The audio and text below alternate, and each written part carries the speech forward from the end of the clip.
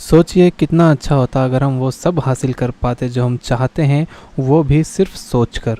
आप मानो या ना मानो, लेकिन ऐसा हो सकता है। लेकिन ऐसा करने के लिए हमारे पास होनी चाहिए डिज़ायर। एक बर्निंग डिज़ायर, ऐसी डिज़ायर जिसके लिए हम कोई भी चीज़ दांव पर लगाने की हिम्मत रखते हों। बर्निंग डिज़ायर वो जुनून है जो आपको आगे बढ़ाता है। डिज़ायर किसी की देखी नहीं जा सकती, लेकिन ये आपके एक्शंस में झलकती है। इंसान को उड़ना इम्पॉसिबल माना जाता था। ये बर्निंग डिज़ायर ही थी कि राइट ब्रदर्स ने एरोप्लेन इन्वेंट कर दिया। ये बर्निंग डिज़ायर ही थी कि 10,000 बार नाकाम होने के बाद भी थॉमस एडिसन ने लाइट बल्ब इन्वेंट कर दिया। ये बर्निंग डिज़ायर ही थी कि अपने गैराज में बैठकर स्टीव जॉब्स ने एप्पल कंप्यूटर बना डाला।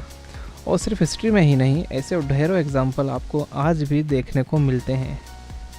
आप प्राइम मिनिस्टर नरेंद्र मोदी की लाइफ के पिछले 4 साल देखिए, उनके एक्शंस देखिए। आपको क्लियरली दिख जाएगा कि प्राइम मिनिस्टर बनने की उनकी डिज़ायर कितनी स्ट्रांग थी। ये बर्निंग डिज़ायर ही है जिसने सचिन तेंदुलकर को क्रिकेट का महान खिलाड़ी बना दिया।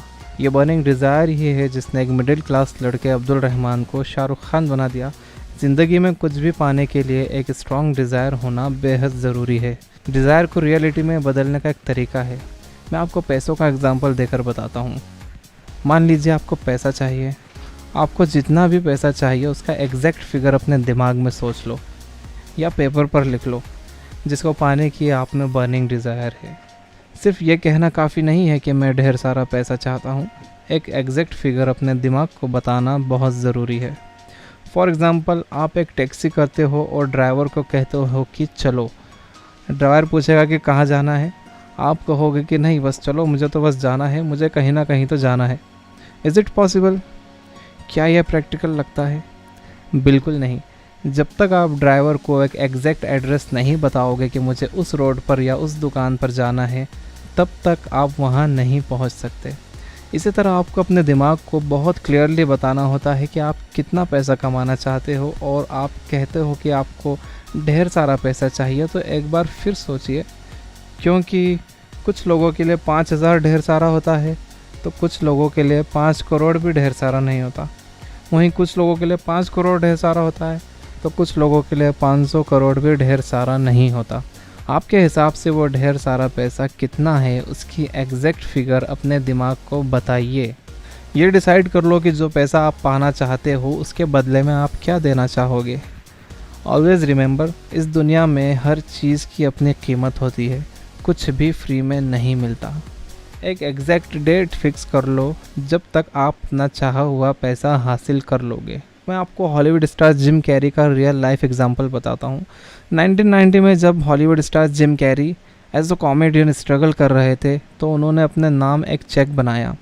उस पर 5 साल की डेट डालकर $10 मिलियन अमाउंट लिख दिया और साथ में लिख दिया फॉर एक्टिंग सर्विसेज रेंडर्ड, और उस चेक को अपने वॉलेट में रख लिया। वो डेली उस चेक को देखते थे और डेडिकेटेड, मोटिवेटेड और कमिटेड रहते थे। और फिर धीरे धीरे उनके डेडिकेशन और कमिटमेंट के कॉम्बिनेशन के साथ उन्हें मूवीज़ मिलना शुरू हुई। और फिर ठीक 5 साल बाद यानी 1995 में चेक की डेट के हिसाब से उन्हें मूवी मिली डम एंड डम्बर, जिसके लिए उन्हें फ़ीस मिली $10 million for acting services rendered. Jim Carrey ने अपने दिमाग को कितनी अच्छी तरह प्रोग्राम किया अपनी डिज़ायर को सच बनाने के लिए। उन्होंने अपने दिमाग को क्रिस्टल क्लियर मैसेज दिया कि उन्हें $10 मिलियन चाहिए और 5 साल के अंदर चाहिए, और उनका दिमाग उस रास्ते पर काम करने लगा। और सिर्फ जिम कैरी ही नहीं, आप कोई भी कामयाब इंसान की बायोग्राफी पढ़ लो, उनकी डिज़ायर क्रिस्टल क्लियर होती है। वो अपने दिमाग को क्लियरली बता देते हैं कि उन्हें क्या चाहिए।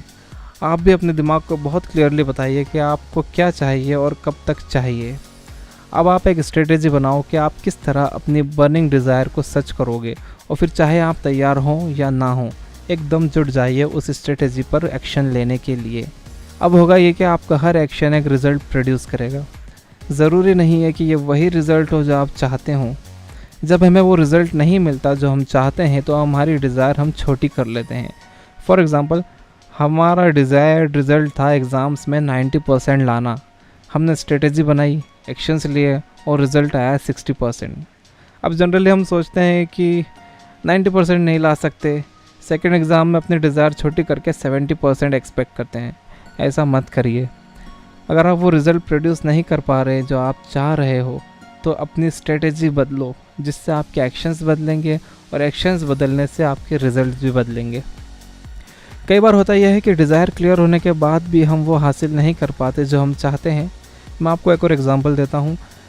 आपको कहीं जाना है, आपके दिमाग में क्लियर है कि आपको कहाँ जाना है, आप पूरे डेडिकेशन और एनर्जी के साथ चलते हो, but instead of taking right आप लेफ़्ट टर्न ले लेते हो और कहीं और पहुँच जाते हो। आप फिर शुरू से कोशिश करते हो पूरे डेडिकेशन एंड कमिटमेंट से, बट अगेन आप लेफ़्ट टर्न ले लेते हो, फिर आप कहीं और पहुँच जाते हो। ऐसा 5-6 बार करने के बाद आपकी फैमिली और रिलेटिव भी आपको तसल्ली देने लगते हैं कि हाँ, तुमने तो बहुत कोशिश की, अब जो मिला उस पर सब्र कर लो। और ज़्यादातर केसेस में हम उस पर सब्र भी कर लेते हैं, लेकिन इंसान ऐसा नहीं बना है। वो सब्र करने से पहले ब्लेम करता है लोगों को, सिचुएशंस को, फैमिली को, लक को और फाइनली गॉड को। मेरी फैमिली ठीक नहीं थी, नहीं तो मैं वो पा लेता, मेरे दोस्तों ने मुझे धोखा दिया। कई लोग कहते हैं कि यार मेरे हाथ की लकीर में ही नहीं है, किस्मत में ही नहीं है। बहुत सारे रीज़न्स ढूंढ लेते हैं। कुछ कहते हैं कि मेरे घर का दरवाज़ा अगर साउथ फेसिंग होता तो मैं वो पा लेता। कुछ कहते हैं कि भगवान ने लिखा ही नहीं नसीब में। मैं उनसे पूछता हूँ कि क्या आपकी भगवान से कभी बात हुई कि उसने क्या क्या आपके नसीब में लिखा और क्या क्या नहीं लिखा? अगर नहीं हुई तो आपको कैसे पता कि आपके नसीब में क्या लिखा है और क्या नहीं लिखा है? How can you say that? ये सिर्फ बहाने हैं अपने रॉन्ग एक्शन को जस्टिफाई करने के लिए। किसने आपको रोका था राइट टर्न लेने के लिए? क्यों लिया लेफ़्ट टर्न? अगर वो रास्ता गलत था तो आपने अपना रास्ता क्यों नहीं बदल दिया? क्यों अपनी स्ट्रेटेजी नहीं बदली? Who stopped you? No one. आप अभी जहाँ भी हो लाइफ में एक बार चेक करिए, कहीं आपने लेफ़्ट टर्न तो नहीं लिया हुआ है। आपको आपके बारे में सिर्फ सोचना है, और अगर हम अपने बारे में सोच भी ना सकें तो हम कुछ भी नहीं कर सकते। सोचिए कि अभी आप किधर जा रहे हो, आपको कहाँ जाना है। डेली खुद के लिए सोचने के लिए कम से कम 10 मिनट दीजिए।